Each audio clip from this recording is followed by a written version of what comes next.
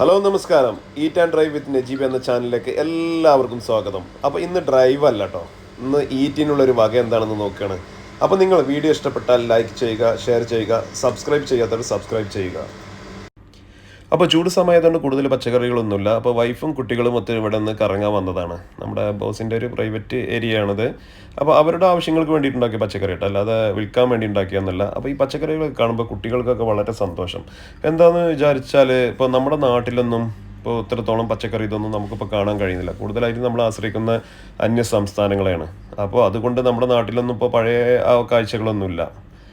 അപ്പോൾ ഇവരൊക്കെ ഇങ്ങനെ ഓടി നടന്ന് ഫസ്റ്റൊക്കെ നടന്ന് കാണുമായിരുന്നു, നടന്ന് കണ്ട് ഇപ്പോൾ നമ്മുടെ ഓരോ സാധനങ്ങളും നടന്ന് കാണുമായിരുന്നു. അപ്പോൾ നമ്മുടെ നാട്ടിലൊന്നും ഇത്രയൊന്നും പയറ്, ഇതുപോലെ തന്നെ അമര, പയറ്, ഇതൊന്നും ഇത്രയൊന്നും കാഴ്ച നിൽക്കാറില്ല.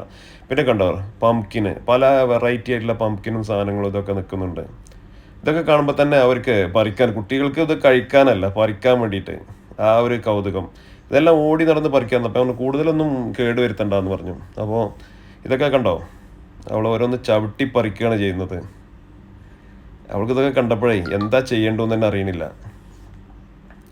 അങ്ങനെ കുറേ പംകിനൊക്കെ പറിച്ച് കൂട്ടിയിട്ടുണ്ട്. അതിനുശേഷം അതിൻ്റെ അപ്പുറത്തേക്ക് കടന്നപ്പോഴാണ് ക്യാരറ്റ്. ഇപ്പോൾ ക്യാരറ്റ് നിൽക്കുന്നുണ്ട്. കുട്ടികൾക്ക് ഇത് എന്താണെന്ന് അറിയില്ലായിരുന്നു. ഇത് പറിച്ചപ്പോഴാണ് അത് ക്യാരറ്റ് ആണല്ലോ എന്ന് പറഞ്ഞ്.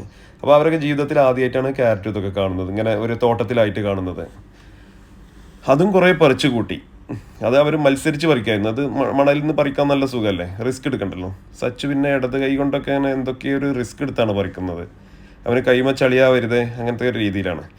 പിന്നെ ഇവിടെ ഒരാളുണ്ട്, ആന കരിമ്പിൻകാട്ടിൽ വന്നതുപോലെയാണ് ചെയ്യുന്നത്. എല്ലാം പറിച്ച് കൂട്ടി എന്തോന്നില്ലാതെ, എന്തിനാണെന്നറിയില്ല എത്ര തോനെ കൊണ്ടുപോകുന്നത്. ഇപ്പം നമ്മുടെ അവരെന്തേലും ഉണ്ടാക്കണതിലേക്ക് ഒരു ക്യാരറ്റ് 2 ക്യാരറ്റ് ഇടുന്നത്. പിന്നെ അവളെ കൂട്ടുകാരി ഉണ്ട് അബുദാബിയിൽ, അവൾക്ക് കൊടുക്കാനായിരിക്കും, എന്തിനാണെന്നറിയില്ല. ഇതൊക്കെ വലിച്ച് കൂട്ടുമായിരുന്നു. പിന്നെ ഞാൻ മതി എന്ന് പറഞ്ഞപ്പോഴാണ് നിർത്തിയത്. പിന്നെ ഞാൻ ഈ വീഡിയോ ഇങ്ങനെ എടുത്തപ്പോൾ ഇങ്ങനെ ആലോചിക്കുന്ന ഒരു കാര്യമായിരുന്നു, ഇത്രയും പച്ചക്കറികൾ നമ്മുടെ നാട്ടിൽ. ഇത് ബീട്രൂട്ടാട്ടോ, ബീട്രൂട്ടൊക്കെ ഇങ്ങനെ വലുതായിട്ടില്ല, അതിങ്ങനെ വലുതായി വരുന്നേ ഉള്ളൂ. അപ്പോൾ ബീട്രൂട്ടൊക്കെ പറിക്കായിരുന്നു, കുറച്ചെടുത്തിട്ടുണ്ട്, ബീട്രൂട്ട് കൂടുതലും എടുത്തിട്ടില്ല. അപ്പോൾ നമ്മുടെ നാട്ടിലൊക്കെ ഇങ്ങനെ ചെയ്യുകയാണെങ്കിൽ നമുക്ക് അന്യ സംസ്ഥാനങ്ങളെ ആശ്രയിക്കേണ്ട ഒരു ആവശ്യം ഉണ്ടാവില്ല എന്നാണ് തോന്നുന്നത്. പക്ഷേ നമ്മുടെ നാട്ടിൽ എത്രത്തോളം ഇത് വളരില്ല, അതാണ് ഈ പ്രശ്നം വരുന്നത്. പിന്നെ നമ്മൾ ഉണ്ടാക്കുകയാണെങ്കിൽ നമുക്ക് കീടനാശിനികൾ അടിക്കാത്ത ഓർഗാനിക് വെജിറ്റബിൾ നമുക്ക് കിട്ടും.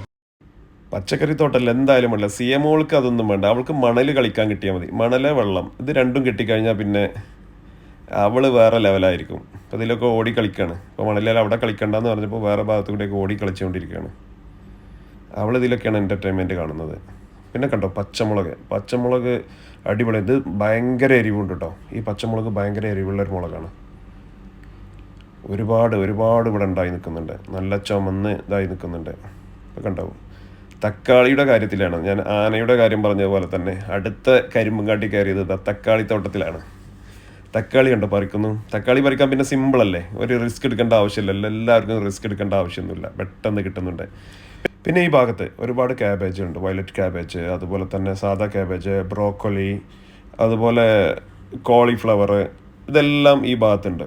ഈ ഭാഗത്ത് ഇങ്ങനെ എല്ലാം റെഡിയായി വന്നിട്ടില്ല, അങ്ങനെ റെഡിയായി വരുന്നേ ഉള്ളൂ. പിന്നെ ഇവിടെയാണ് കൂസ എന്ന് പറയും, അറബികൾ കൂടുതലായി ഉപയോഗിക്കണം. അതുപോലെ തന്നെ വഴുതനങ്ങയൊക്കെ ഇവിടെ കഴിഞ്ഞിട്ടുണ്ട് കേട്ടോ, ഇനി അടുത്ത സെക്ഷൻ ഉണ്ടായി വരുന്നേ ഉള്ളൂ. പിന്നെ ഇവിടെ തന്നെ ഈ ക്യാരറ്റ്, അതുപോലെ തന്നെ ജർജിർ എന്ന് പറഞ്ഞിട്ടില്ല, അല്ലാണ്ട് പിന്നെ ഒക്ര ഉണ്ടായിരുന്നു, വെണ്ടക്കയുടെ ഇതൊക്കെ പോയിട്ടുണ്ട്, അതെല്ലാം കഴിഞ്ഞിട്ടുണ്ട്. അതൊക്കെ ഒരു സീസണിൽ പെട്ടെന്ന് ഉണ്ടായി വരുന്നതാണ്. ഈ തക്കാളി ഒരു സീസണിലാണ്, എല്ലാം ഒരുമിച്ചുണ്ടാവും. അതുകൊണ്ട് നമുക്ക് കൂടുതൽ യൂസ് ചെയ്യാൻ കഴിയില്ല, അതാണ് പ്രശ്നം വരുന്നത്. തക്കാളി ഉണ്ടാവുകയാണെങ്കിൽ എല്ലാം ഒരുമിച്ചാണ് ഉണ്ടാവുക, അപ്പം നമ്മുടെ ആവശ്യത്തിനനുസരിച്ച് ഉണ്ടാവില്ലല്ലോ. പിന്നെ ഇവിടെ അമരയൊക്കെ ഉണ്ടായിട്ടുണ്ട് കേട്ടോ. അമരയൊന്നും അവർക്ക് വേണ്ടിയിട്ടൊന്നുമല്ല, അതൊക്കെ ഇവിടുത്തെ പണിക്കാർ അവർക്ക് വേണ്ടിയിട്ട് ഉണ്ടാക്കിയതാണ്.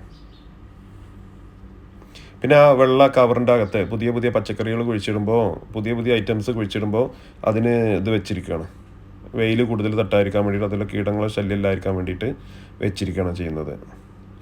അപ്പോൾ നമ്മുടെ ഈ ഒരു വെജിറ്റബിളിൻ്റെ വീഡിയോ ഇഷ്ടപ്പെട്ടാൽ ലൈക്ക് ചെയ്യുക, ഷെയർ ചെയ്യുക, സബ്സ്ക്രൈബ് ചെയ്യുക. പുതിയൊരു വീഡിയോ ഉടൻ തന്നെ വരുന്നതായിരിക്കും.